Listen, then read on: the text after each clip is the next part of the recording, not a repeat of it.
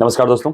ICA के app पर आपका स्वागत है और मॉडर्न हिस्ट्री का हस्ताक्षर में आनंद आपके सामने मॉडर्न हिस्ट्री के ब्रिटिश कंक्वेस्ट ऑफ इंडिया के अगले टॉपिक के साथ आज हाजिर हुआ हूं। हमारी जो पिछले टॉपिक्स पे बातचीत हुई है वो ब्रिटिश कंक्वेस्ट ऑफ बंगाल और ब्रिटिश कंक्वेस्ट ऑफ मराठा जो है कंप्लीट हो चुका है।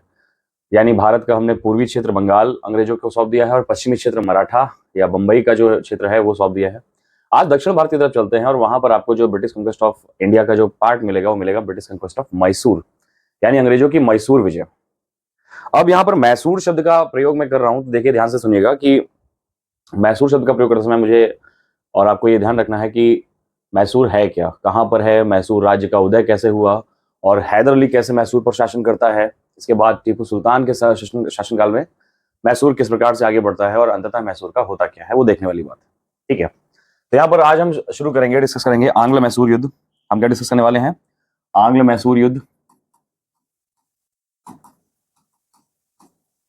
आंग्ल मैसूर युद्ध। अब यहां पर आपको क्या करना है कि देखिए सिंपल सी बात है, सीधा सीधा युद्ध बता दूंगा तो आपके पल्ले पड़ेगा नहीं, है कि नहीं?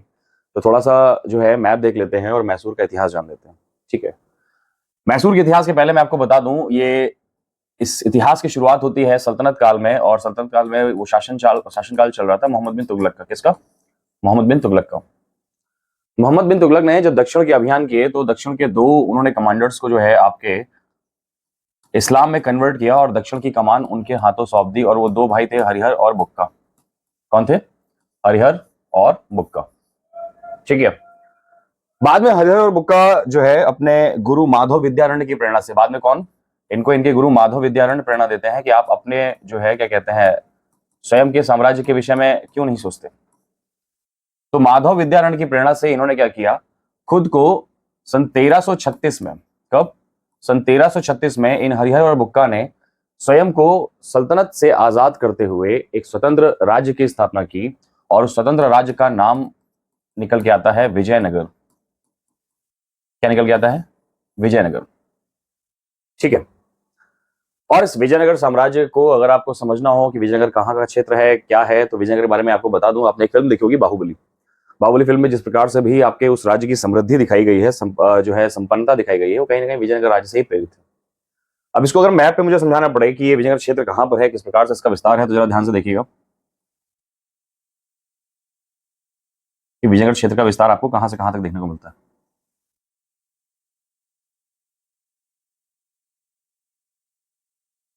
ये देखिए, इस सिंबॉलिक भारत में अगर हम बात करते हैं विजयनगर साम्राज्य की, तो विजयनगर साम्राज्य का विस्तार जो है हम लगभग देखते हैं कि आपके कृष्णा तुंगभद्रा का क्षेत्र लेते हुए ये पूरा का पूरा जो विशाल क्षेत्र है ये आपके विजयनगर साम्राज्य के नियंत्रण में आता था। ठीक है, इस विजयनगर की संपदा या इस विजयनगर की संपन्नता के कारण क्या थे? क्यों विजयनगर साम्राज्य इतना संपन्न था? इसके बहुत सारे कारण आपको भौगोलिक और राजनीतिक रूप से दिखाई पड़ेंगे। विजयनगर की संपन्नता के कारण ये थे क्योंकि विजयनगर साम्राज्य के पास था कोलार एवं हट्टी जैसी खानें। और अगर थोड़ा भी भूगोल के विषय में कुछ यादें रह गई हो तो मैं आपको बता दूं कि कोलार और हट्टी यानी गोल्ड माइंस। ठीक है, इस विजयनगर के पास था रायचूर का दोआब। कौन सा? रायचूर का दोआब।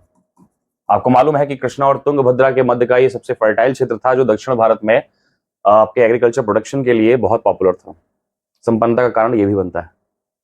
दूसरी तरफ था इसके पास कावेरी का जल। ठीक, और कावेरी दक्षिण भारत की एकमात्र पेरिनियल नदी है, ये मैंने आपको जब भूगोल पढ़ाया था तो उसमें भी आपको ये बताई थी बात। तो यहां पर आप क्या देखेंगे, कर्नाटक का क्षेत्र होने की वजह से इसके पास स्वर्ण और लौह की कोई कमी नहीं थी। ठीक है, और रायचूर का दोआब और कृष्णा गोदावरी बेसिन का भी कुछ क्षेत्र होने के कारण, तुंगभद्रा का क्षेत्र होने के कारण और कावेरी जैसी नदी के होने के कारण इस नदी के पास, इस राज्य के पास कृषि समृद्धि भी किसी भी दूसरे राज्य से शानदार थी। इस कारण से विजयनगर साम्राज्य जो है आपके दक्षिण भारत के सबसे संपन्न साम्राज्यों में से एक निकल के आता है। विजयनगर पर जब आपके ये देखें कि कौन कौन से वंशों ने शासन किया है, तो देखिए विजयनगर साम्राज्य की जो स्थापना करता है वो करता है संगम वंश। कौन करता है? संगम वंश। अब चूंकि इनका इतिहास आपके मध्यकालीन भारत का हिस्सा बन जाएगा और हम आधुनिक भारत पढ़ रहे हैं तो हम उनका हिंट ले सकते हैं अपने आधुनिक भारत से कनेक्टिविटी के लिए। बट आप ये समझिए कि संगम जो है मॉडर्न हिस्ट्री की, जहां से मॉडर्न हिस्ट्री की शुरुआत हो जाएगी वहीं से हम फैक्ट्स की डिटेल देना आपको शुरू कर देंगे। ठीक है, संगम के बाद इस पर रूल करना शुरू करता है सलवा वंश या सलुव वंश। इसके बाद इस पर शासन करता है तलुव वंश। इसके बाद इस पर शासन करता है ऑर्बिड वंश, और अंततः इस पर शासन करता है वाडियार वंश। ठीक है, तो ये विजयनगर राज्य पर जब डिफरेंट डिफरेंट आपके वंश आएंगे, जो डिफरेंट आपके राजवंश आए, उनके शासन की आपकी पहचान हो गई। इस विजयनगर साम्राज्य का पतन भी होता है 1336 में। जिस विजयनगर साम्राज्य की स्थापना हो रही है 1556 में ही या 1565 में ही, माफ करिएगा, उस विजयनगर साम्राज्य का पतन भी होता है। और पतन होता है एक युद्ध से जो कि लड़ा गया था 1565 में। 1565 में लड़े गए इस युद्ध का नाम हम क्या क्या देखते हैं, या तो उसको बोल देते हैं राक्षस तरंगड़ी का युद्ध, ठीक है, या उसे बोल देते हैं तालीकोटा का युद्ध। क्या बोल देते हैं? तालीकोटा का युद्ध। ठीक है, और इस युद्ध का खास पहचान क्या था कि विजयनगर साम्राज्य का पतन हो जाता है और दक्षिण की अहमदनगर, बीजापुर, गोलकुंडा, बरार और बीदर, इनमें से बीदर हटा दीजिए तो अहमदनगर, बीजापुर, गोलकुंडा और बरार, इन 4 रियासतों ने एक साथ जब विजयनगर साम्राज्य पे अटैक किया तो विजयनगर साम्राज्य का पतन हो जाता है। ठीक, और जब विजयनगर साम्राज्य का पतन होता है उसके बाद एक स्वतंत्र मैसूर राज्य की जो है स्थापना की जाती है। एक स्वतंत्र मैसूर राज्य की जहां पर जो है आपको क्या देखने को मिलेगी, स्थापना होगी, जो कि आपके विजयनगर के पतन के बाद आएगा। ठीक, अब आधुनिक भारतीय इतिहास का जिस विजयनगर का हिस्सा हमें चाहिए उसकी शुरुआत हम ऑर्बिडो वंश से देखेंगे। कहां से देखेंगे? ऑर्बिडो वंश से। तो विजयनगर के पतन के बाद जिस मैसूर राज्य की हम आपसे चर्चा करने वाले हैं, पहले तो उसका हम भूगोल देख लेते हैं और उसके बाद हम ये देख लेंगे कि उसकी जियोपॉलिटिक्स क्या है, ताकि आपको सारी बातें समझ में आ सके कि आप किस क्षेत्र के, हिंदुस्तान के किस क्षेत्र की चर्चा कर रहे हैं। ठीक है, वर्तमान में जब आपके ऑर्बिडो वंश वहां पर शासन कर रहा था, उस समय की अगर मुझे आपको नक्शा बना के देना पड़े तो ये था मैसूर राज्य। ये है आपके मैसूर राज्य। ठीक है, क्लियर? और ये बात 1760 की सीधा कर लेते हैं, जहां से आपके इतिहास की शुरुआत होती है। तो ऑर्बिडो वंश का जो शासक था वो वर्तमान में उस समय था वहां का चिक्का कृष्णराज। कौन था? ऑर्बिडो वंश का शासक था चिक्का कृष्णराज। और ये चिक्का कृष्णराज या कृष्णराज सेकंड आप इसको बोल सकते हैं। ठीक है, चिक्का कृष्णराज योद्धा, महान राजनीति, दूरदृष्टा, जनता का हित सोचने वाला, शत्रुओं के साथ संहार करने वाला, मित्रों को संरक्षण देने वाला और एक कुशल प्रशासक। ये जितने भी लक्षण मैंने अभी आपसे बताए, इनमें से एक भी लक्षण इसमें नहीं था। अव्वल दर्जे का लंपट आदमी था ये चिक्का कृष्णराज। ठीक है, और जब इतने अव्वल दर्जे के लंपट आदमी है तो क्या होगा भैया, इनके सत्ता किसी न किसी दूसरे आदमी के हाथ में तो होगी। इनकी जो सत्ता है वो 2 व्यक्ति संभाल रहे थे, और वो था नंजराज, और दूसरा जो मंत्री था वो था देवराज, और ये दोनों आपस में भाई थे। ठीक है, देवराज बिल्कुल देवता आदमी था, जैसे आपको मैं दिखाई पड़ता हूँ, बिल्कुल सीधा साधा डिसेंट सा। और नंजराज आपकी तरह तेज तर्रार जो है लंपट टाइप का आदमी। तो बताइए सत्ता किसके हाथ में रहेगी? मेरे हाथ में तो बिल्कुल नहीं रहेगी, क्योंकि राजनीति में सीधे आदमियों के हाथ में कुछ होता नहीं। तो सत्ता चला रहा था कौन? नंजराज।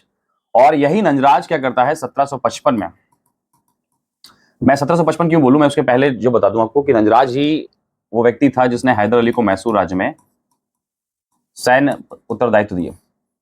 ठीक है, तो नंजराज ही था जो कि आपके मैसूर राज्य में हैदर अली को लेकर आया था। हैदर अली 1722 में उसका जन्म होता है। शिक्षा के अगर देखें तो शिक्षा का विकास इनके भीतर बिल्कुल नहीं था, लेकिन अगर हम ये देखें कि जो व्यवहारिक ज्ञान था, जो बुद्धि थी, जो तर्क था, जो इंटेलेक्ट था हैदर अली का, वो किसी भी शिक्षित व्यक्ति से भी शानदार था। और सबसे शानदार बात है कि दूरदृष्टि थी। जो बात हैदर अली 1760 के आसपास देख पा रहे थे, हिंदुस्तान का दूसरा कोई भी शासक वो बात नहीं देख पा रहा था, और वो ये था कि ईस्ट इंडिया कंपनी पर भरोसा ठीक बात नहीं है। इसी हैदर अली को उन्होंने क्या किया 1755 में, आपको याद होगा कि फैक्ट जो पूछेंगे एग्जाम में, इसी हैदर अली को उन्होंने 1755 में क्या किया था, डिंडीगुल का प्रशासक बना दिया था। कहां का? डिंडीगुल का। और डिंडीगुल में भी इसने बहुत सारे इनोवेटिव काम करके दिखाए। जैसे इसी डिंडीगुल में क्या करेगा, तोपखाने का निर्माण करेगा।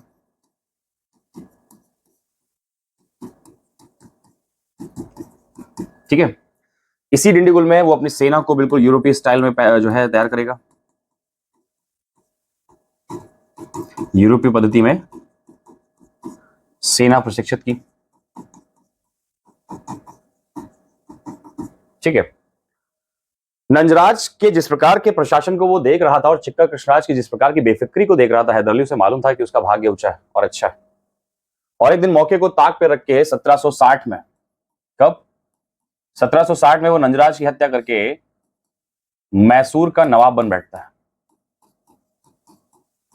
मैसूर का वो नवाब बन बैठता है और यहीं से आपके इतिहास की शुरुआत होती है। यानी यहां पर ऑर्बिडो वंश का जो चिक्का कृष्णराज है उसकी फैमिली जो है वो सिंबॉलिक रह गई और वास्तविक शासन चला गया हैदर अली के पास। ठीक है, अब हैदर अली ने यहां पर शासन करना शुरू किया, वो तो ठीक है, लेकिन अब यहां पर हम जरा जियोपॉलिटिक्स देख लेते हैं कि आसपास के कौन लोग जो हैं जो यहां पर क्या कर रहे हैं, हैदर अली की सत्ता को बिल्कुल भी किसी भी तरह से एक्सेप्ट करने वाले नहीं। इनके ध्यान से देखेंगे, यहां पर आपको मराठों का शासन दिखाई पड़ेगा। ये जो एक क्षेत्र था, ये देखिए ध्यान से, ये पूरी की पूरी विजयनगर का हम जियोपॉलिटिक्स देखने वाले हैं। तो ये जो पूरा शासन था, यहां पर आपके मराठा साम्राज्य थे जो कि लगातार इस टीपू सुल्तान या हैदर अली के जो है नवविजित क्षेत्र मैसूर पर लगातार राजनीतिक जो है आक्रमण करेगा और ज्यादा से ज्यादा समृद्धि छीनने का प्रयास करेगा। इसके ठीक आपको उत्तर पश्चिम में एक राज्य दिखाई पड़ेगा और वो राज्य है हैदराबाद के निजाम का। किसका? वो राज्य है आपके हैदराबाद के निजाम का। ये पूरा क्षेत्र। तो यहां पर जो है आपके शासन कर रहे हैं कौन? यहां पर आपके शासन कर रहे हैं निजाम। ठीक है, ये जो आपके रियासत नीचे दिखाई दे रही है, ये रियासत है आपके त्रावणकोर की रियासत। यहां पर आपको क्या दिखाई दे रहा है? त्रावणकोर की रियासत दिखाई दे रही है और त्रावणकोर की रियासत जो है कंप्लीटली आपके नियंत्रण में है हैदर अली के। और बीच में आपको दिखाई दे रहे हैं वो लोग जिन्होंने इस पूरे के पूरे क्षेत्र की अशांति को अपने स्वार्थ के लिए प्रयोग किया। और ये क्षेत्र है मद्रास, जहां पर शासन इसका चल रहा है ईस्ट इंडिया कंपनी का। तो इस प्रकार से आपको एक छोटी सी जियोपॉलिटिक्स आपको दिखाई पड़ रही है कि मैसूर के आसपास है कौन।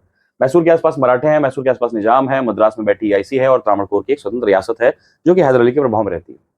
ठीक, अब सवाल ये आता है कि अंग्रेजों का हैदर अली से विवाद क्या था। ठीक, तो उसको समझने के लिए जो है हमें अपने फर्स्ट एंग्लो मैसूर वॉर की तरफ शिफ्ट करना पड़ेगा। तो मैं आपको बता दूं कि यहां पर आंग्ल मैसूर युद्धों की जो संख्या है वो लगभग 4 है। लगभग क्या है? 4 ही है। और वो 4 आंग्ल मैसूर युद्ध जो हुए हैं, जरा डिटेल देख लीजिए उनकी। पहला होता है 1767 से 69 के बीच में। पहला जो है 1767 से 69 के बीच में होता है। दूसरा होता है 1780 से 84 के बीच में। तीसरा आपको दिखाई देता है 1700 आपके 90 से 92 के बीच में। और चौथा आपको दिखाई देगा 1799। ठीक है, इनमें से अगर मैं प्रभाव की बात करूं तो ध्यान से देखिए, ये प्रथम युद्ध जो है, शॉर्टलिस्ट कर दे रहा हूं, ये प्रथम युद्ध जो है ये आपके मैसूर के पक्ष में जाता है। दूसरा एंग्लो मैसूर वॉर जो है ये लगभग लगभग अनिर्णित रहता है, किसी को भी जो है कोई बहुत खास परिणाम नहीं मिलते हैं। तीसरा एंग्लो मैसूर वॉर जाता है ईआईसी के कब्जे में और चौथा एंग्लो मैसूर वॉर भी किसके प्रभाव में जाता है? ईआईसी के प्रभाव में जाता है। ठीक है, अब यहां से हमें चर्चा करनी है अपने पहले एंग्लो मैसूर वॉर की। और पहले एंग्लो मैसूर वॉर का जरा कंडीशन देख लेते हैं कि कैसे क्या बनती है। प्रथम आंग्ल मैसूर युद्ध, और ये मैंने आपको कब से बताया, कब से हुआ था? 1767 से 69 के बीच में। चलिए 2 स्लाइड पीछे आते हैं और जरा जियोपॉलिटिक्स समझते हैं। ध्यान से देखिए, इस नक्शे को जब आप देख रहे हैं तो इस नक्शे में मैं आपको कुछ क्षेत्र दिखा दूं। जैसे ये एक जो क्षेत्र आपको दिखाई पड़ रहा है, ये क्षेत्र देखिए। ठीक है, ये जो ऊपर तक चला जा रहा है क्षेत्र, इस पूरे के पूरे क्षेत्र को बोला जाता है उत्तरी सरकार। भूगोल में भी और इतिहास में भी इसको उत्तरी सरकार ही बोला गया। तो क्या बोला गया है? नदन सरकार। ईस्ट इंडिया कंपनी क्या चाहती थी कि उसका देखिए बंगाल पे शासन बहुत पहले समय से था, वो ऑलरेडी बंगाल पे शासन कर ही रही थी। ठीक है, और उसकी सत्ता का जो दूसरा पक्ष था वो था मद्रास। तो ईस्ट इंडिया कंपनी चाह रही थी कि भारत के पूरे पूर्वी तटीय क्षेत्र पर मुझे अधिकार मिल जाए। और भारत के पूरे पूर्वी तटीय क्षेत्र पर अधिकार के लिए वो क्या चाहेगी? वो ये चाहेगी कि ये जो नदन सरकार का क्षेत्र है ये भी मुझे मिल जाए। और नदन सरकार का क्षेत्र किसके नियंत्रण में है? वो है हैदराबाद के निजाम के नियंत्रण में। ठीक है, तो 1765 में अगर आपको याद हो तो इलाहाबाद की संधि हुई थी, बैटल ऑफ बक्सर के बाद। और 1765 में जब शाह आलम सेकंड से संधि की जा रही है तो अंग्रेजों ने शाह आलम सेकंड को मुगल बादशाह का दर्जा दिया। ऐसा वो क्यों कर रहे हैं? ऐसा वो इसलिए कर रहे हैं ताकि भारत के किसी भी ऐसे क्षेत्र जो कि कभी मुगलों के अधीन रहा हो, वहां के संदर्भ में अगर कोई संधि करनी पड़े तो हमें वहां के लोकल प्रशासक से बात ना करनी पड़े, क्योंकि बहुत सारे प्रशासकों ने मुगलों से स्वयं को आजाद नहीं किया था, वो व्यक्तिगत तौर पर वहां के निजी शासक के तौर पर रहना शुरू कर चुके थे। जैसे मैं जिन हैदर अली की बात कर रहा हूँ, हैदर अली चिक्का कृष्णराज की हत्या नहीं करते हैं। चिक्का कृष्णराज का शासन 1764 तक चलता है और 1760 में हैदर अली वहां के नवाब बन जा रहे हैं, यानी 4 साल तक उनकी फैमिली को देखा गया, इसके बाद इग्नोर कर दिया गया। ठीक है, तो ऐसे मुगलों के साथ हुआ था कि मुगलों की फैमिली को इन शासकों ने इग्नोर कर दिया था, बट ऐसा कुछ नहीं था कि मुगलों के अधीन नहीं थे। ठीक है, इसीलिए शाह आलम सेकंड ने क्या किया, दोबारा एक बार फिर से शाह आलम सेकंड को बुलाया और बोला कि नदन सरकार का क्षेत्र हमको दे दो। अब मुगल बादशाह शाह आलम सेकंड के जेब से जा क्या रहा है भाई, वो जो उसका है ही नहीं, उसका देने में क्या मतलब बनता है? बाई चांस मान लेते हैं ये जो मेरे पास पेन है ये मेरा नहीं है, ये मोहित सर का स्मार्ट बोर्ड का पेन है। ठीक है, अब मुझसे कोई मांगे कि भैया एक काम करो ये पेन हमें दे दो, तो हम तो दे देंगे ना, हमारा उसमें क्या नुकसान है? ठीक, कभी हुआ करता था हमारा, आज उनका है, तो अगर हम दे भी दे रहे हैं तो इसका कोई मतलब नहीं बनता। तो यहाँ पे नदन सरकार वाले मामले को लेकर देखिए, मद्रास की जो ईस्ट इंडिया कंपनी है वो हैदराबाद के निजाम पर प्रेशर बिल्डअप करती है और हैदराबाद के निजाम को अपने इन्फ्लुएंस में लेती है। वहीं दूसरी तरफ 1760 से 61 के, जब 61 अगला साल हम देख लेते हैं, तो 61 में पानीपत का युद्ध होता है और पानीपत के युद्ध में आपको मराठों को कितनी भीषण क्षति हुई थी ये भी आपको मालूम है। मराठों की पूरी जनरेशन खत्म हो जाती है। और इन हालातों में क्या होता है कि 1761 से 1774 के बीच में, 73 के बीच में जो आपके अगले मराठा पेशवा बनते हैं माधवराव, उन्होंने लगातार कई बार मैसूर पर आक्रमण किया और मैसूर ने कई बार जो है आपके माधवराव पे आक्रमण किया। दोनों ने ही एक दूसरे के ऊपर जो आक्रमण किए हैं उसका कारण सिर्फ धन और संपदा का संग्रहण है। हैदराबाद का निजाम का कुछ अलग ही सीन चल रहा है। हैदराबाद का निजाम कहता है कि ये जो आपके हैदर अली ने किया है इसे सत्ता की स्थापना नहीं कहते, इसे सत्ता का अपहरण कहते हैं। इन्होंने कृष्णराज के राज्य का अपहरण किया है, तो इनको तो किसी भी तरह से हम माफ करिएगा, इनको तो किसी तरह से हम बर्दाश्त नहीं करने वाले। और दूसरी तरफ आपकी ईस्ट इंडिया कंपनी तो इनको किसी भी तरह से बर्दाश्त नहीं करने वाली थी। कारण थे उसके, कारण ये थे कि ईस्ट इंडिया कंपनी को हैदर अली शुरुआत से ही इग्नोर करता चला रहा था और इसी वजह से ईस्ट इंडिया कंपनी को मालूम था कि हैदर अली जैसा मजबूत शासक बहुत अकलमंद है और वो हमें, जब तक वो है, हम दक्षिण में अपना किसी प्रकार का राजनीतिक अधिकार प्राप्त नहीं कर सकते। तो इन सारी परिस्थितियों में आप क्या देख रहे हैं कि एक ट्रियो सा क्रिएट हो रहा है, एक त्रिपक्ष सा क्रिएट हो रहा है। उस त्रिपक्ष में कौन कौन दिखाई पड़ेंगे? एक त्रिपक्ष है जो हैदर अली के खिलाफ तैयार होगा।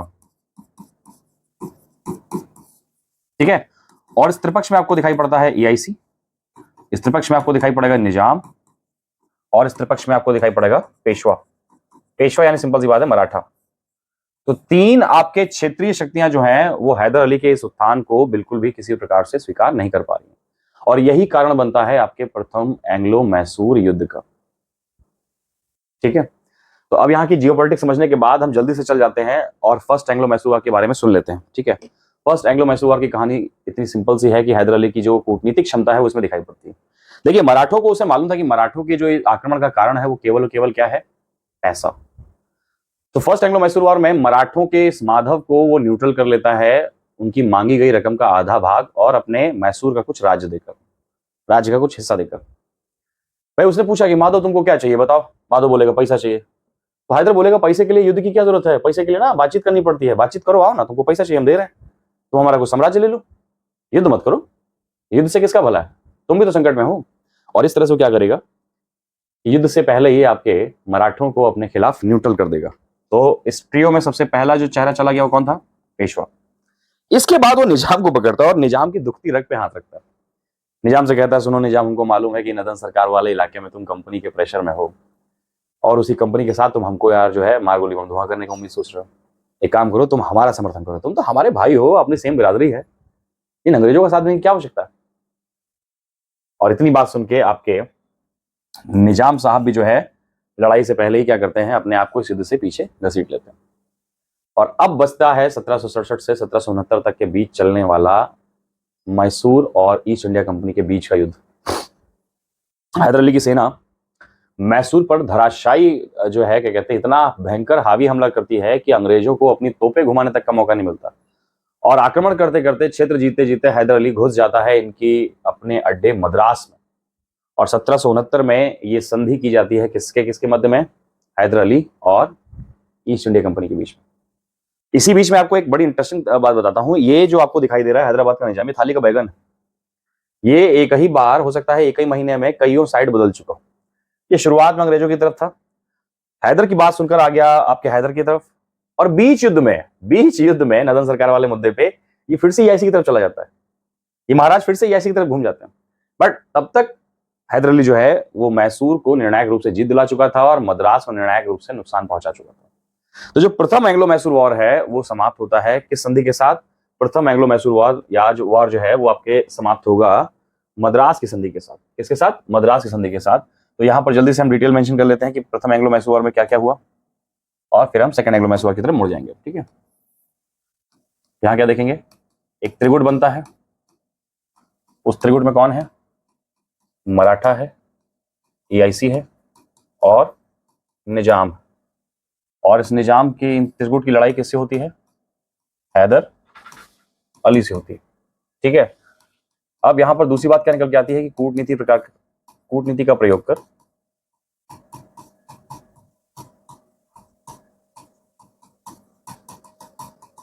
मराठों एवं निजाम को अपने पक्ष में करेगा।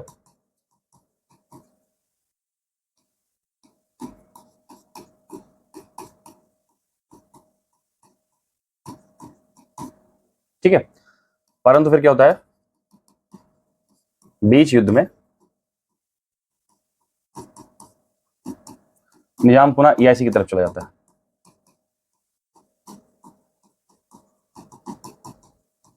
ठीक, परंतु इसका भी कोई खास फायदा पड़ता नहीं है। हैदर की निर्णायक जीत होती है। हैदर की क्या आपको दिखाई पड़ेगी? निर्णायक जीत दिखाई पड़ेगी, और युद्ध समाप्त होगा मद्रास की संधि से। काहे से? मद्रास की संधि से। ठीक है, मद्रास की संधि साइन की जाती है 1769 में, और मद्रास की संधि के इंपॉर्टेंट पॉइंट्स देख लेते हैं कि भाई मद्रास की संधि से इंपॉर्टेंट पॉइंट्स निकल के क्या आते हैं। सिंपल सी बात है, इन्होंने क्या बोला? इन्होंने बोला कि ईआईसी और मैसूर जो है वो एक दूसरे से मित्र रहेंगे। ठीक है, क्लियर है कि नहीं? इसके अलावा जब भी कभी मराठे अटैक करते हैं, जब भी कभी मराठे अटैक करेंगे तो उस स्थिति में जो ईआईसी है उसका सपोर्ट मैसूर को होना चाहिए। ठीक है, और ऐसी बहुत सारी जो है बातें थी, छोटी मोटी बातें थी। अब इसमें हम छोटी मोटी बातों में ज्यादा कुछ नहीं कर सकते हैं, बट ये कर सकते हैं कि ये दो महत्वपूर्ण बातें थी। इसके अलावा जो है आपके एक दूसरे के जो क्षेत्र हैं वो एक दूसरे को लौटा दिए जाते हैं, एक दूसरे के जो कैदी हैं वो एक दूसरे को लौटा देते हैं, और इस तरह से मद्रास की संधि के साथ आपके फर्स्ट एंग्लो मैसूर वॉर समाप्त हो जाता है। ठीक है, अब जल्दी से चलते हैं अपने सेकंड एंग्लो मैसूर वॉर की तरफ, और सेकंड एंग्लो मैसूर वॉर का बैकग्राउंड तैयार कर लेते हैं। सेकंड एंग्लो मैसूर वॉर 1780 से 84 के बीच में होता है। उसमें भारत का जो है आपके गवर्नर जनरल लॉर्ड कॉर्नवालिस होता है। ठीक है, 1780 से 84 के बीच में युद्ध जरूर हो रहा है, लेकिन इसकी तैयारी, इसकी शुरुआत और इसके कारण बहुत पहले से तैयार होना शुरू हो जाते हैं। 1761 से 73 के बीच में जब आपके माधव पेशवा था, हैदर अली ने कई बार मराठों पे जो है अटैक किया, और जब माधव बाउंस बैक करेगा तो हैदर अली वेट कर रहा था कि ईआईसी आए और उसकी मदद करे।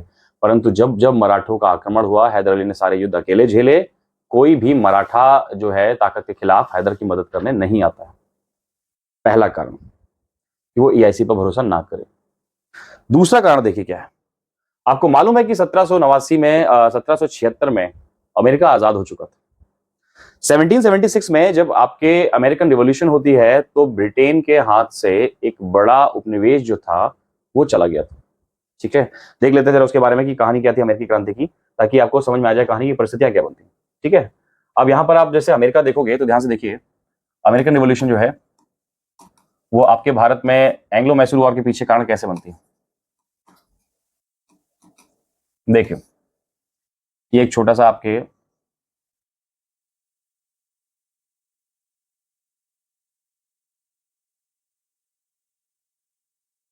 मान लेते हैं अमेरिका का नक्शा है। चलो इतना वाहियात भी नहीं है, मैं ठीक से अच्छे से बना देता हूं। बताने का मन थोड़ा सा कम हो रहा था, इसलिए आलस कर रहा था।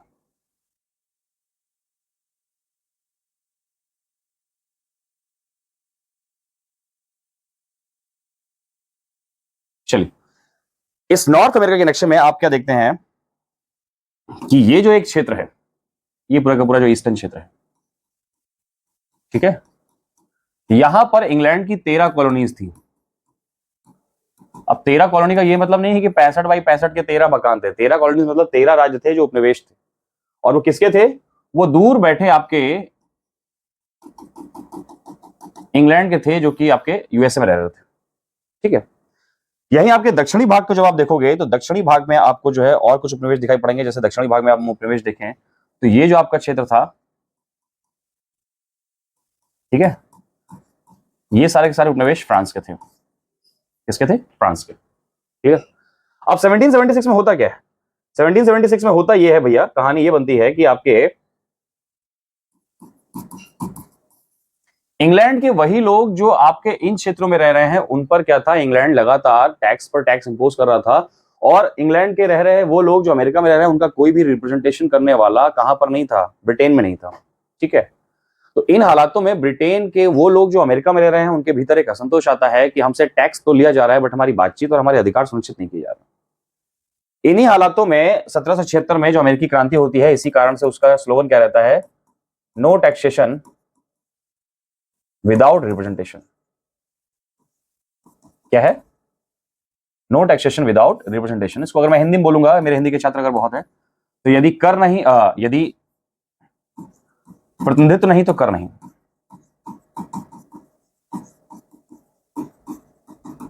यदि प्रतिनिधित्व नहीं तो कर नहीं। ठीक है, ये अमेरिकन रिवॉल्यूशन का स्लोगन बन जाता है।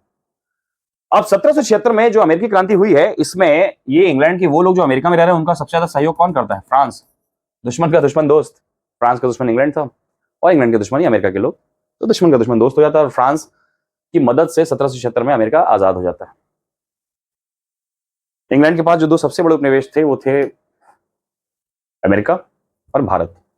और यहां पर आप क्या देखेंगे कि इंग्लैंड किसी भी तरह से अब भारत जैसे उपनिवेश को नहीं छोड़ना चाहेगा और वो फ्रांस की किसी भी हरकत को बर्दाश्त करने पर क्या करेगा? किसी भी तरह की टॉलरेंस पॉलिसी को फॉलो नहीं करेगा, वो नो टॉलरेंस पॉलिसी फॉलो करेगा आपसे फ्रांस के बीच में। तो ये वो सारे कारण थे कि हैदर अली लगातार ईआईसी से मदद एक्सपेक्ट कर रहा था बट हैदर अली को मदद नहीं मिलती है, ईआईसी धोखा देती है। वहीं ईआईसी जो है फ्रांस को बर्दाश्त नहीं करती है और दूसरी तरफ हैदर अली जो है वो सबसे ज्यादा फ्रांस को सपोर्ट करता है। तो ईआईसी फ्रांस को नहीं पसंद करेगी तो हैदर अली को भी किसी तरह से पसंद नहीं करेगी। तीसरी तरफ मदद के समय पर कई बार ईआईसी द्वारा धोखा दिया जाना और चौथी बात यह है कि अमेरिका जब चला जाएगा तो भारत को लेकर ईस्ट इंडिया कंपनी का आवश्यकता से अधिक पजेसी हो जाना। ये वो सारी परिस्थितियां क्रिएट कर देते हैं कि हैदर अली और ईआईसी के बीच में टेंशन क्रिएट हो जाए। 1780 से 84 के बीच में आपका सेकंड एंग्लो मैसूर वॉर हुआ है और आपको अगर मालूम होगा तो इस समय ईआईसी ने एक मोर्चा खोल रखा था मराठों के खिलाफ। ईआईसी ने एक मोर्चा खोल रखा है मराठों के खिलाफ। 1775 से 1782 में होता है फर्स्ट एंग्लो मराठा वॉर। तो एक तरफ ये मराठों से उलझे हैं और दूसरी तरफ ये कहां उलझे हैं? दूसरी तरफ ये उलझे हैं आपके मैसूर से। तो यहां पर दो तरफा लड़ाई जो है वो बड़ी शानदार है। अब यहां पर आगे क्या होता है और युद्ध का तात्कालिक कारण क्या था, अगर वो हमें समझना है तो हम देख लेते हैं। देखिए ध्यान से देखिए, यहां पर एक बंदरगाह था और वो था माहे बंदरगाह। कौन सा था? माहे। और इस माहे बंदरगाह को प्रयोग के लिए हैदर अली ने दे रखा था फ्रेंच ईस्ट इंडिया कंपनी को। किसको? फ्रेंच ईस्ट इंडिया कंपनी को माहे बंदरगाह का प्रयोग करने के लिए हैदर अली ने दे रखा था। 1776 में जब आपके फ्रांस की वजह से अमेरिका आजाद हो जाता है, उसके बाद से फ्रांस और इंग्लैंड के बीच में आप ये समझ लीजिए कि जरा जरा सी बात पर भी युद्ध होना शुरू हो चुके थे। और ऐसे ही एक क्या कहते हैं परिस्थिति में क्या होगा कि फ्रांस ईस्ट इंडिया कंपनी ने क्या किया, कोशिश किया कि वो माहे पर आक्रमण कर दे।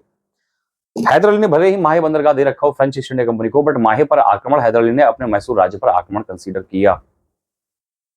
ठीक है, और हैदर अली जब मैसूर राज्य पर आक्रमण कंसीडर करेंगे तो एक बात आप समझ लो, मराठे ऑलरेडी अंग्रेजों के खिलाफ लड़ रहे हैं, मैसूर भी अंग्रेजों के खिलाफ लड़ना शुरू कर देगा। यानी कम से कम इस मौके पर तो ये मराठे और क्या है आपके हैदर साथ में है। ठीक है, तो यहीं से हम शुरुआत कर देते हैं अपने सेकंड एंग्लो मैसूर वॉर की, जो कि 1780 में इसकी शुरुआत हो जाती है। और 1780 में जब आपके सेकंड एंग्लो मैसूर वॉर दिखाई पड़ेगा, ध्यान से देखिए,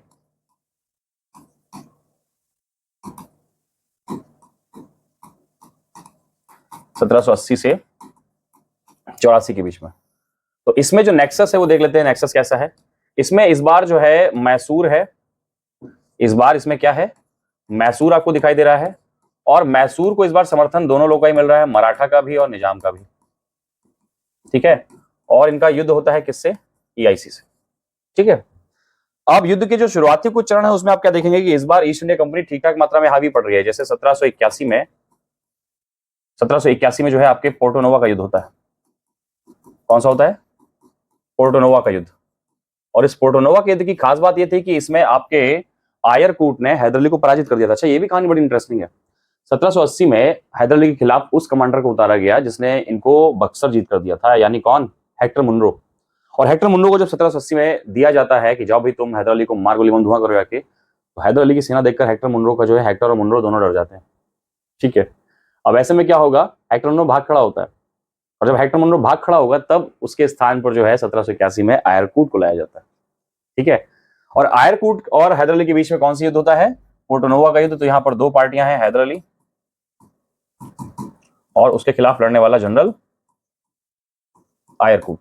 ठीक है, और इस युद्ध में क्या होता है? हैदर अली पराजित होता है, आयरकूट जीत जाता है।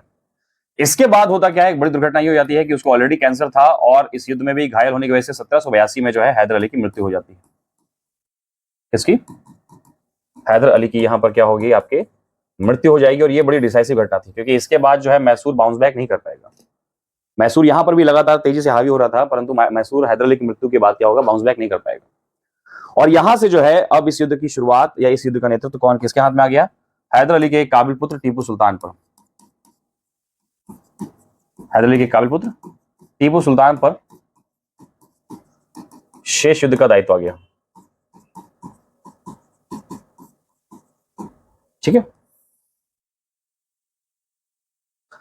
पहले तो इस शेष युद्ध को समाप्त कर लेते हैं, इसके बाद हम जल्दी से थोड़ा बहुत समझेंगे आपके टीपू सुल्तान के बारे में। इसके बारे में, टीपू सुल्तान के बारे में।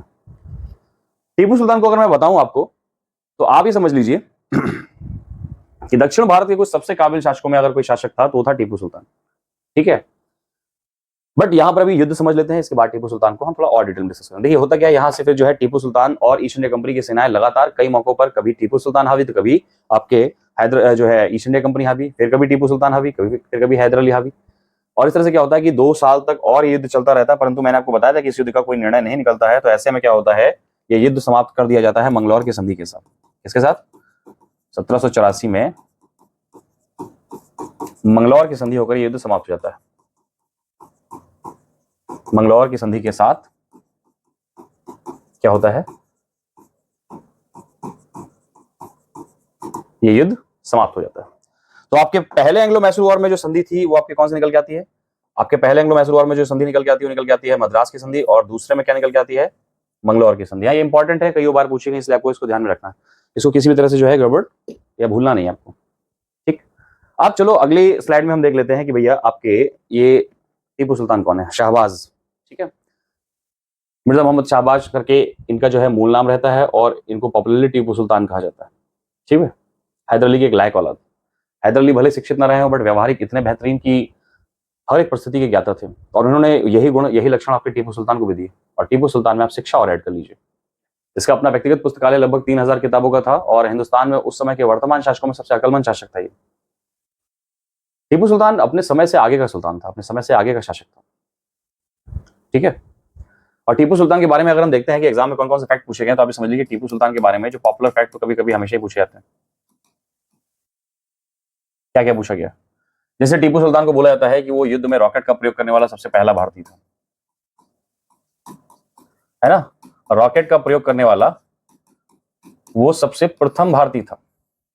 ठीक, वो ऐसा प्रथम शासक था जिसने विदेशों में दूतावास स्थापित किए। देखिए कितना एडवांस जो है काम कर रहा है। इसने क्या किया? विदेशों में दूतावास स्थापित कर रहा है। ठीक है, आप देखोगे तो आपको कहाँ बकायदा जो है ईरान में उसका दूतावास दिखाई पड़ेगा, उसका दूतावास आपको तुर्की में दिखाई पड़ेगा, उसका दूतावास आपको फ्रांस में दिखाई पड़ेगा, है ना? इन कई देशों में उसने क्या किया, जो है दूतावास स्थापित किए। ठीक, अंग्रेजों के विरुद्ध उसने बकायदा फ्रांस के नेपोलियन बोनापार्ट से मदद तक भेजी। फ्रांस के नेपोलियन बोनापार्ट को उसने पत्र तक लिखा है कि बोनापार्ट जी आप आइए और यहाँ पर सारे के सारे मामले को संभालिए। ठीक है, इसके अलावा क्या देखेंगे? इसके अलावा हम देखते ये है कि जब फ्रांस की क्रांति होती है, तो फ्रांस की क्रांति के उपलक्ष्य में, जब फ्रांस की क्रांति होती है तो फ्रांस की क्रांति के उपलक्ष्य, देखिए फ्रांस की क्रांति 1789 में हो रही है, बट वो क्रांति के उपलक्ष्य में पौधा 1793 में लगाएगा। ये बात बहुत कम किताबों में लिखी रहती है, इसलिए आपको ध्यान रखना है ये बात कि भले 1789 में फ्रांस की क्रांति हो रही है, लेकिन टीपू सुल्तान 1789 में ही नहीं बनाता है।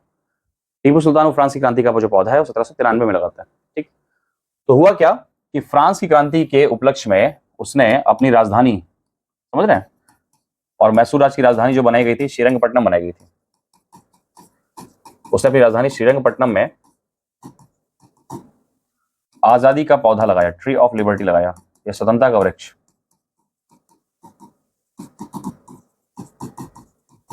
ठीक है, इसके अलावा और क्या बात है हम उसके बारे में सुन सकते हैं? जैसे उसने जैकोबिन क्लब की स्थापना की। किस क्लब की? जैकोबिन क्लब की स्थापना की। और जैकोबिन क्लब फ्रांस के एलीट लोगों का जो था और बौद्धिक लोगों का, एलीट और इंटेलेक्ट लोगों का ऑर्गेनाइजेशन था। तो इसने क्या किया, इंडिया में भी जैकोबिन क्लब की स्थापना की। खुद को ये फ्रांस की क्रांति से इतना ज्यादा इन्फ्लुएंस था कि खुद को इसने नागरिक टीपू कहलवाना शुरू कर दिया। ये बोले भाई हमें आप जो है नागरिक टीपू बोलिए, राजा है सुल्तान टीपू बिल्कुल मत बोलिए। ठीक है। धार्मिक तौर पर कर्नाटक में अक्सर इसकी जयंती पर विवाद हो जाता है, लेकिन याद रखिएगा कि इसके बारे में एक फैक्ट बहुत पॉपुलर ये भी है कि श्रृंगेरी के शारदा मंदिर में,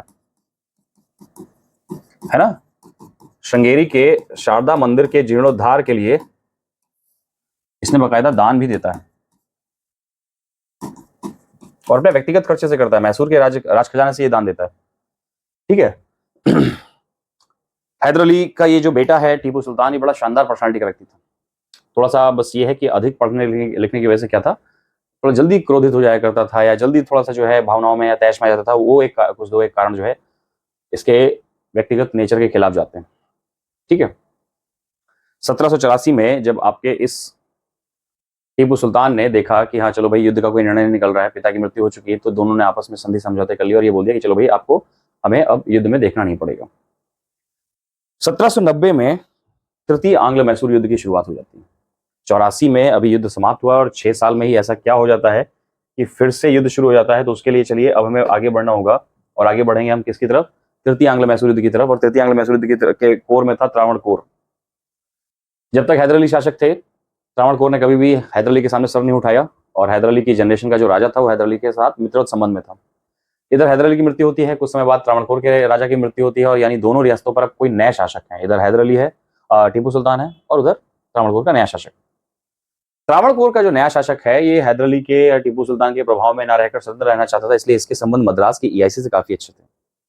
और त्रावणकोर से क्या करेगा कि त्रावणकोर जो है ईआईसी की मदद से क्या करेगी कि हैदर अली के या ये कह सकता हूँ कि टीपू सुल्तान के प्रभाव से निकलने का प्रयास करेगी। उस प्रयास के दौरान करता क्या है कि त्रावणकोर जो है मद्रास से अपने आप को अलग करने के लिए और इधर क्या कहते हैं मैसूर से अपने आप को अलग करने के लिए फोर्टिफिकेशन शुरू कर देगा, किलेबंदी शुरू कर देगा, जिसका विरोध करता है आपके कौन? टीपू सुल्तान। परंतु टीपू सुल्तान ने यहाँ पर जो कुछ भी किया वो टीपू सुल्तान और टीपू सुल्तान के राजनीतिक करियर के लिए सबसे घातक और प्राणघातक साबित हुआ। कैसे? समझिए। ईआईसी बहुत लंबे समय से वेट कर रही थी कि टीपू कोई ऐसी बड़ी गलती करे और सब लोग उसके खिलाफ आ जाए। ठीक है। और 1790 में जब त्रावणकोर पर जो है टीपू सुल्तान ने अपने कुछ सख्त रवैये दिखाए, तो देखिए कि उसके समर्थन में एक आक्रमण मराठों की तरफ से होता है, दूसरा आक्रमण उसके ऊपर निजाम की तरफ से होता है, तीसरा उसके ऊपर मद्रास की तरफ से होता है और चौथा आक्रमण उसकी तरफ किसके ऊपर से होगा? त्रावणकोर की तरफ से होगा। 1790 में जब ये युद्ध शुरू हुआ था, टीपू सुल्तान ने सोचा भी नहीं होगा कि उसने क्या ब्लंडर की, क्या महान भूल की। लेकिन ये आप समझ लीजिए कि ये टीपू सुल्तान और मैसूर के लिए खत्म कर देने वाला युद्ध था और यह है तृतीय आंग्ल मैसूर युद्ध। ठीक। इस युद्ध का जरा परिणाम सुनिए क्या हुआ। चारों तरफ से जब आपके टीपू सुल्तान के ऊपर आक्रमण होगा तो टीपू सुल्तान चारों मोर्चों पर सेना एक साथ नहीं खोल पाएगा और फाइनली क्या होता है, आपके यहां पर टीपू सुल्तान की निर्णायक हार होती है। क्या होती है? निर्णायक हार। और साइन करवाया जाता है टीपू सुल्तान से, उसकी राजधानी में घुसकर ब्रिटिशर्स उसको साइन करवाते हैं। क्या? श्रीरंगपट्टनम की संधि। क्या है? श्रीरंगपट्टनम की संधि। तो चलिए जल्दी से देख लेते हैं आपके तृतीय आंग्ल मराठा युद्ध, आंग्ल मैसूर युद्ध, सॉरी। और ये जो तृतीय आंग्ल मैसूर युद्ध है, मैंने बताया कि ये मैसूर के लिए बहुत महत्वपूर्ण बन जाता है, निर्णायक। तृतीय आंग्ल मैसूर युद्ध लड़ा गया 1790 से 92। ठीक है। चलिए अब यहां पर आप क्या देखते हैं, त्रावणकोर से विवाद पर, है ना, त्रावणकोर से विवाद पर यह युद्ध होता है। ठीक। और इसमें आप क्या देखते हैं कि मैसूर पर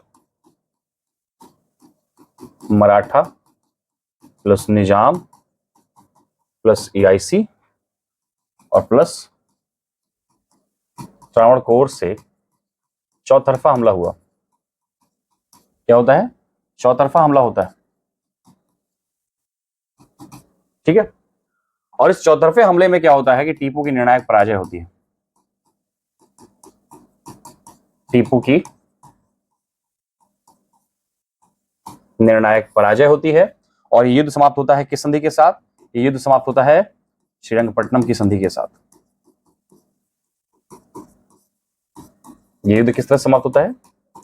श्रीरंगपट्टनम की संधि के साथ। जल्दी से संधि सुन लेते हैं क्या होता है। श्रीरंगपट्टनम की संधि श्रीरंगपट्टनम की संधि नहीं थी, टीपू के लिए एक जिंदा जाता ताबूत था। टीपू इस श्रीरंगपट्टनम की संधि में क्या क्या खो रहा है सुन लो। टीपू अपना आधा राज्य खो देता है, जो कि बढ़ जाता है मराठों में, निजामों में और मद्रास में। इसके बाद आप क्या देखेंगे कि टीपू खो देते हैं अपना पूरे का पूरा आधी से ज्यादा सेना। टीपू के ऊपर 3 करोड़ रुपए युद्ध हर जाने के तौर पर अंग्रेज लगाते हैं। इनमें से टीपू केवल आधी राशि यानी 1.5 करोड़ रुपए दे पाते हैं और बाकी राशि ना दे पाने के एवज में टीपू से उसके 2 बेटों को छीन लिया जाता है, जो कि इस समय कंपनी की देखरेख में रहते हैं। यानी टीपू के पास से उसका मान सम्मान, गरिमा, धन, संपदा, परिवार सब कुछ छीन लिया जाता है इस थर्ड एंग्लो मैसूर वॉर में। ठीक है, तो यहां पर देख लेते हैं कि यहीं पर टीपू लगभग समाप्त हो चुका था। तो क्या हुआ? 3 करोड़ रुपए युद्ध हर जाने लगा, वॉर इंडेमनिटी रखी गई इनके ऊपर। ठीक, दूसरा, राज्य आधा गंवाना पड़ा। तीसरा, सेना आधी गंवानी पड़ी।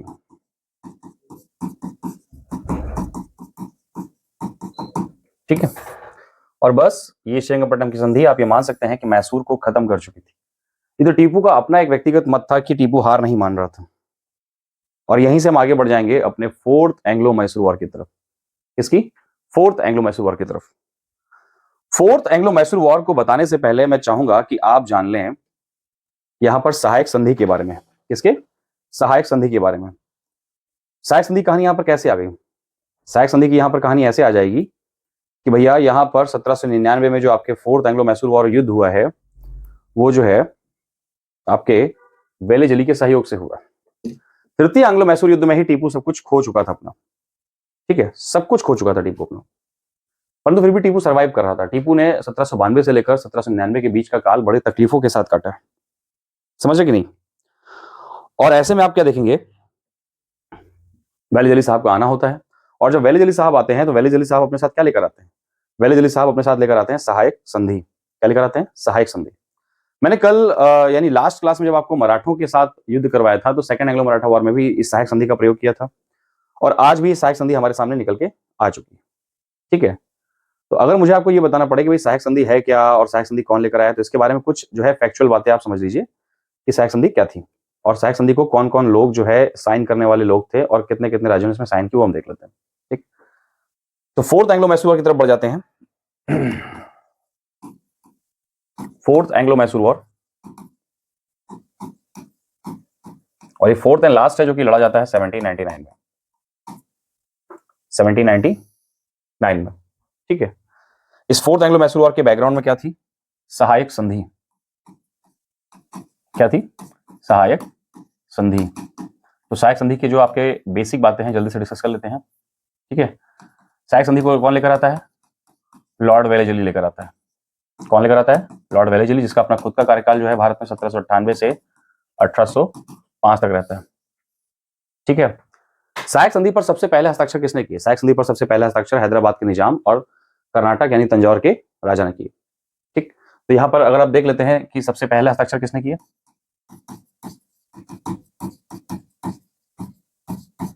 तो सबसे पहले हैदराबाद के निजाम ने हस्ताक्षर किए 1798 में। इसके बाद तंजौर ने हस्ताक्षर किए 1799 में और ठीक इसके बाद आपके मौका आ जाता है मैसूर का। 1799 में ही आपके मैसूर भी इस पे साइन करता है। ठीक है, अगर मुझे आपको बताना पड़े कि बाकी लोगों ने कब साइन किया तो आपको मालूम होना चाहिए कि 1802 में बसीम की संधि हुई थी, है ना? तो आपके पेशवा ने 1802 में इस पर साइन किया था, वो भी आपको याद होना चाहिए। इसके अलावा इनसे ठीक पहले अवध साइन कर चुका था। चलो अवध को पहले लिख देता हूं। हालांकि अवध के साथ सहायक संधि जैसे लक्षण जो है आप 1765 की इलाहाबाद की संधि में देख चुके थे। ठीक है, तो इसके बाद आपको पेशवा दिखाई पड़ते हैं 1802 में।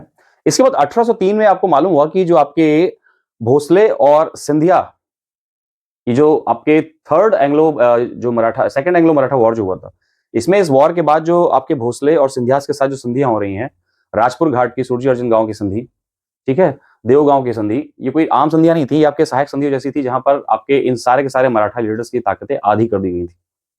ठीक है, तो ये बात हो गई। अब यहां पर महत्वपूर्ण बात यह है कि सहायक संधि के प्रावधान क्या थे। मैंने आपको पहले बताया था कि सहायक संधि का प्रावधान का मतलब है कि जो भी राज्य सहायक संधि पर हस्ताक्षर करेगा उसे अपनी आधी सेना या पूरी सेना समाप्त करनी पड़ेगी, और सेना का दायित्व कौन निर्वहन करेगी? ईआईसी।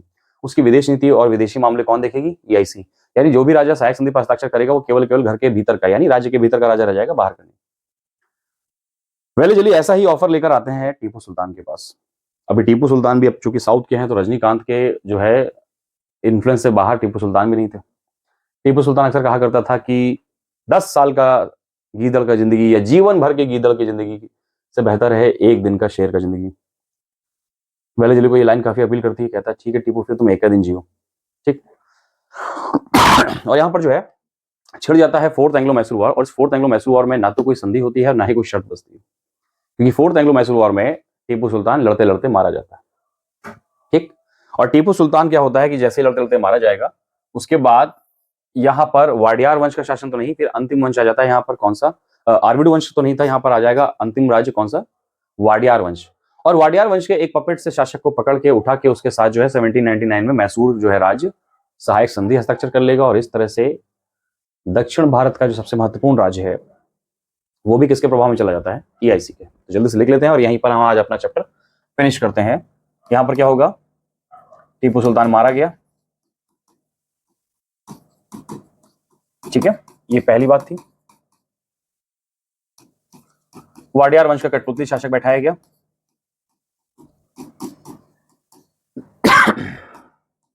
वाडियार वंश का कठपुतली शासक जो है इस पर मैसूर पर अगला शासन जो है बनाता है। इसके बाद क्या करता है कि मैसूर के साथ सहायक संधि की जाती है। मैसूर के साथ सहायक संधि की गई और इस प्रकार से मैसूर कंट्रोल में चला जाता है ईस्ट इंडिया कंपनी के। तो आज की इस क्लास के साथ हमने क्या देखा कि भारत की 3 दिशाओं को जीता जा चुका है। पूर्व में बंगाल, पश्चिम में मराठा, दक्षिण में मैसूर, और अब बारी है उत्तर की। और नेक्स्ट क्लास में हम आपके साथ डिस्कस करेंगे सिखों का इतिहास, यानी हम शुरुआत करेंगे एंग्लो सिख वॉर की। ठीक है, तब तक के लिए जो है आप लगातार टॉपिक्स को पढ़िए, क्वेश्चंस लगाइए, कहीं सवाल फंसे तो भेजिए हमको। ठीक, जय हिंद क्लास।